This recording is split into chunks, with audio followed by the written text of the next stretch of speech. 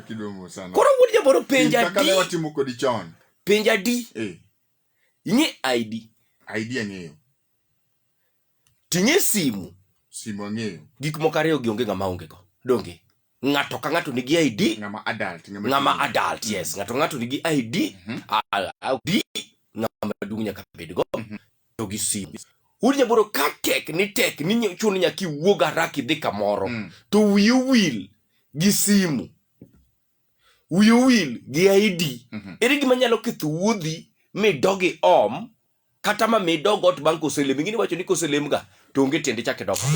Koselem to kaki wuok no kaki wuok makata gimodong no weyang ni chake dogi kawe kata mana godhiambo. Gik moko ariyo gi kind simu gi ID, national ID ma piny Kenya recognize go. Ngini simu to samoro mana jodalo kata gosipni gi. Ere gima kopo ni wiyu wil godo ot tinyalo dok mi kind simu gi ID. Simu. Inige maber kes miseyale oda ni simu. Mogik Jeff Lonya konba ke mano simu mina na tinga lwetani osemia kes. Jaodi be okodhi tich. Jaodi be okodhi tich embe ene off. Bwana Simba. Gidong gi simu ji ariyo ot. Idoko mu simu kodong koso ID ma kodong tido komo. Simu. Mana duoki moriere. Bwana simu gimedhi dhe kare katika pesa tenye uta ID ti wuotho ni malich kama jama. Bwana simu ni kodo ng'ewa. Okay, kidhi kwa tich, mani biro kwa tich ka no kwai simu kuso no kwai ID. No kwai ID. Ti yudo tich. Kind simu gi ID gima duong'. ID duong' lakini simu. Ok lakini. Lakini koro wae. Idwa dhi kwa tich, kata idwa dhi manyo tich kamoro. Ang'o midhigo? Requirements. Kind simu gi ID. ID nyaka bed. ID nyaka bed. Gimoro amora kidwaro. Anyalo dhi kwa tich maduoga yud kolor na dhot. Bwana simu. Itemo wacho ni simu duong' mala ID. Bwana kisa seyalo kuoma an. Apiny mama kot. Simu ni makot. Makot bwana. Madam be. Okawe simu. Madam be otimore ka giri kiragi. Ni embe kudhi tich. Embe en ot. Simbi be wiyu wil godo ot. Password ni bo ng'eyo. Everything ong'eyo. Simu bo pong'o chajore ok nidhi same. Mang pin neta miketo. Simu do. Jok moko ma jogocho ka bit gocho. Apeny wunya buru kopo kata ni gi kafyu masane ne wan go sa achiel. Kopo ni ikwama oko ileo. Kata inaneno ka in gi barup tich. To police kwa yango kendo. Mondo justified manui. Okwaya ID. Dongo kwa ID. Card ma tich kasto chako kwaya ID. Bo kwa simu. Simu pok no kwaya. Wunya buru simu gi ID. Ang'o maduong' makodong' ni otinya doko. Simu. Apenya ya. Dolu kudu gide ka wacho ki dolu ya. Ere kama ukiwinja go. Nikech police ko chungi dwaro ID. Bwana simu ni kidhi manyo tich idwaro ID. Ma gimina no gani.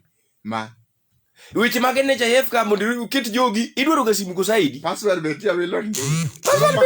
Idwaro ang'o? Kama no uso na simu ni. Onge simu ni ko wuok kambi. Onge simu ni. Endi kambi. Koro watiko ka wuoni simu duong' molo ID. Bwana simu duong' molo ID. Ka simu dong' ot, tidhi omo. Aomo ng'wech pra. ID nya explain. Kosero mosa paga riyo mondo beni program chako.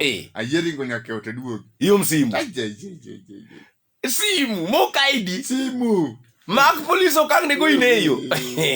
Bwana simu. Yathane chalo na. Wuod jito. Simu koso ID.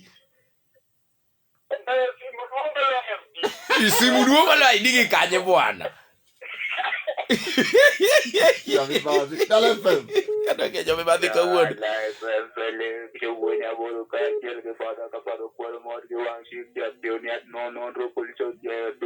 Hey, ipako makata ni moko rweja. Yes.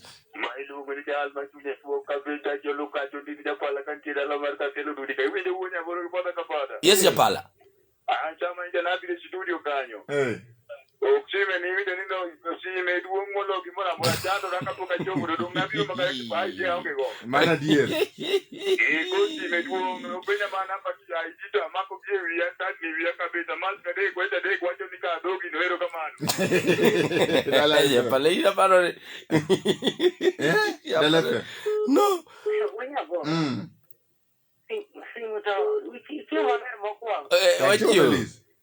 Lakini simu to konego dong chien ke simu ni ngel kata ng'ato go mana oro mana message moro ma odhi wrong now. Wrong now. Nyalo moni ni dewa. Sema teva nying Liz nyarawasi. Mano kende case. lakini na ore kata kamoro poko donjo biye mari no to madamo yo. Owada. Okay, explain. Sino tara cho. Ko kama gujo kierga sana. Iore kamoto kier. Simu. Ya dhano machango kawuono. Wewe moro ya wewe. Oya ore. Ang mai etine bondo. Mai. Ni simu gaidi. Yawa simu ke pa yore simu kuongo. Kidhi manyo tich tikwa hii simu kusaidi. Kidu maditaji ni kwa ile simu dokodo mkie. Ka police ogeng'oni e ndara tidwaro ang'o? Simu. ID biro baadaye. Bwana binge simu. Padiji karoko winjo penjono. Bwana simu. Fadha indiwe simbi kata mana gima maliki kata mana 1 hour. To wuod nyaboro line di an gi line an gi line sadi. Hiyo kiwinji. Ha? Winji kama line. No. Line di gite operate. To dungo maliki ma operate line machiel. Line mok goga go simu. Ok mundi mogo simu iko te. Okay. Bwana ginene ID duong malo simu. Father. ID duong malo simu period. ID national ID. Pani poki yellow Mera. Poki yellow case mar simu. Poki yellow case. Lucy Bepa wacho niya. Bepi wacho. Simu ok dong ot. Mano kot. Koto ochakore. Koko datwood gongo bokoni simu koso toy. Okay, get what kochia. Why don't you simu ok dong? Simu very important. Koro kawuono watieko ni simu duong' malo ID. Okay, get simu very important. Malo ID. Madi ID. mak na sim pasta moro achiel yawa. Madi mak na sim pasta moro di. Pasta. Chalo Romo ne wanyero sokinyi. Obango. Bango. Bango inwiri kodwa. Pasta moni sisi edala Wacho nango. Ko wacho mana ni good morning. Good morning jadolo. Ka ching bongo wacho ni good morning. Baba Ian wacho ni good morning. Do pasta gi ok ngeru. Dala.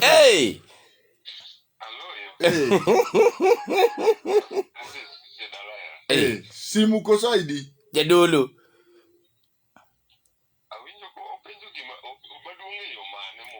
Maduong' e ngimani makata koponi wuok tiwe ot tinyacha kiketho fair back en agent mokinyalo operate kionge kode idhi ome simu kosaidi ine within Kenya